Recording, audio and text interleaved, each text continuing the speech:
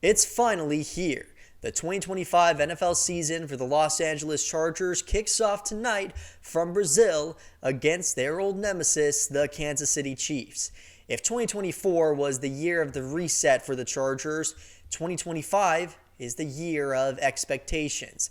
The salary cap situation has been fixed, the talent cultivated, and like it or love it or hate it, all eyes are now on Justin Herbert and what he will do for the Bolts. What's up, everyone? I'm Sam Peña, a Bolt fan in the Berg for Chargers Digest, where we talk about all things Lightning. It's an exciting night tonight as the Chargers are in Brazil against the Kansas City Chiefs, and we all have high hopes, although we are bracing for what could be a disappointing night as well.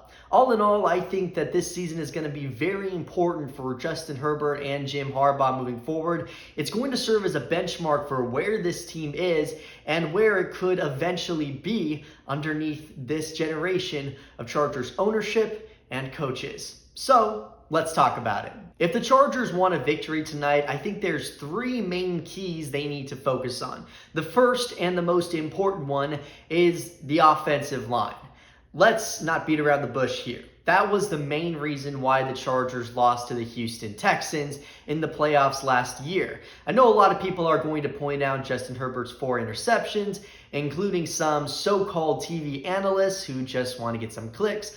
Ryan Clark. But the reality of the situation is, even though Herbert didn't play well against the Texans, the main reason why the Chargers lost that game was because Herbert was under pressure for more than 50% of the snaps. Simply put, they cannot do that against the Kansas City Chiefs. They have one of the best interior defensive lines in all of football. In fact, Pro Football Focus says they have the best interior defensive player in the entire league in Chris Jones. He had one of the top grades last year at the position, and on top of that, he has one of the best WAR and EPA stats amongst all defensive linemen. Chris Jones has arguably been the best defensive player in all of football for the last few years. He's someone who the Chargers have to be able to focus on. Now, in the offseason, the Chargers added Mekhi Becton, but besides that, they are mostly running it back along the interior of their offensive line with Zion Johnson and Bradley Bozeman. And now, unfortunately, thanks to news that broke about 30 minutes ago, Mekhi Becton might not be playing for the Bolts tonight due to an illness, which means the Chargers could be looking at a starting interior offensive line tonight of Jamari Salyer, Zion Johnson, and Bradley Bozeman. Sound familiar? Yeah, it's the exact same interior offensive line that gave up pressure on 50% of snaps against the Houston Texans. In fact, the offensive line might be even worse tonight. No, check that. It will be worse tonight because they lost all-pro left tackle Rashawn Slater to that season-ending injury during the offseason. This is going to be a problem for the Bolts. They are hoping that Zion Johnson will find some more consistency and finally live up to that first-round pick that they spent on him a few years back. They're hoping that Bradley Bozeman, with another year under Greg Roman, will have some consistency as well. Hopefully, Mekhi Becton will be able to go tonight, but if not, maybe a slimmer Jamari Salyer, who lost over 30 pounds in the offseason, will be able to have some of the movement skills needed to be able to at least hinder Chris Jones. Now, I'm not expecting the Chargers to put on a shutout against the Chiefs' defensive line. They're just too good. But Greg Roman is going to have to cook up something to be able to defend against those pass rushers, or else it's going to be a long night for Justin Herbert.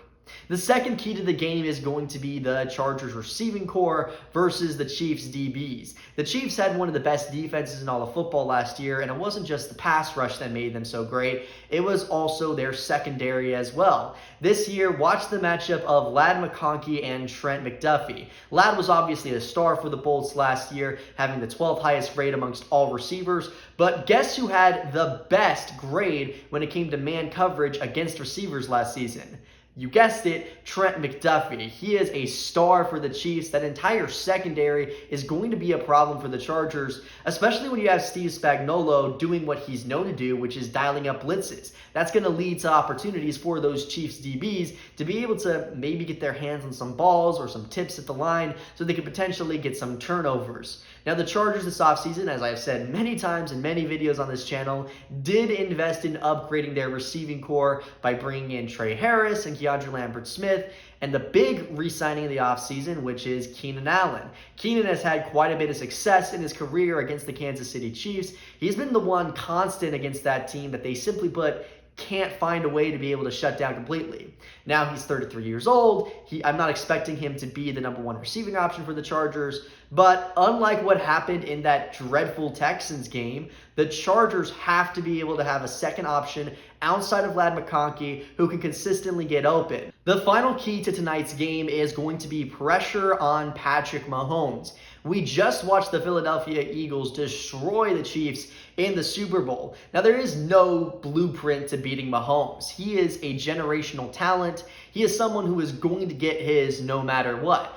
But if there is a way to be able to limit the damage he can do, it's getting pressure on him. The same key to beating any offense. If you consistently can put the pressure on the quarterback, you're going to have a chance to be able to break some turnovers and potentially give your offense more times to score. Now, the Chiefs had some problems along their offensive line last year. The interior was one of the best in all of football with the trio of Trey Smith, Creed Humphrey, and Joe Thuney. The three of them consistently prevented any defensive tackles from getting to Mahomes, but they struggled along the tackle position with Jawan Taylor having injuries and them going through multiple left tackles before eventually settling on moving Joe Thuney to left tackle, where he wasn't anywhere near as good as his all-pro form at guard. Now, going into 2025, a lot of analysts are predicting that the Chiefs have fixed their offensive line.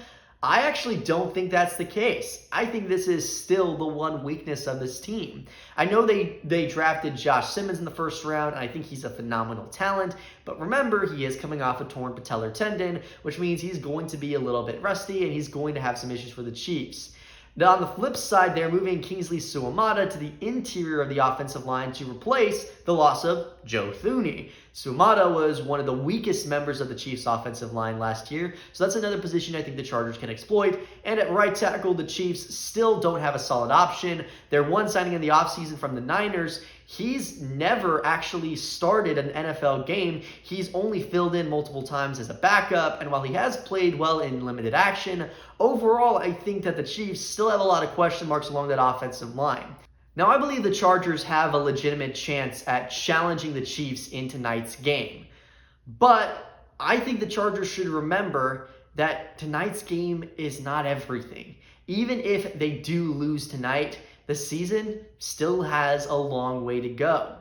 If you want to be a Super Bowl champion, if you want to be someone who is going to be an all-time great, you have to be able to rebound from whatever is thrown at you. I believe Justin Herbert will do that. I don't believe that 4-interception game is the best that we'll see out of him out of the playoffs, and I think the Bolts are looking good heading into 2025. Thank you all so much for watching once again. I'm Sam Peña with Chargers Digest. Please remember to like and subscribe. We're trying to build the channel from the ground up here. And remember, Bolt Nation, whatever happens tonight, Bolt up.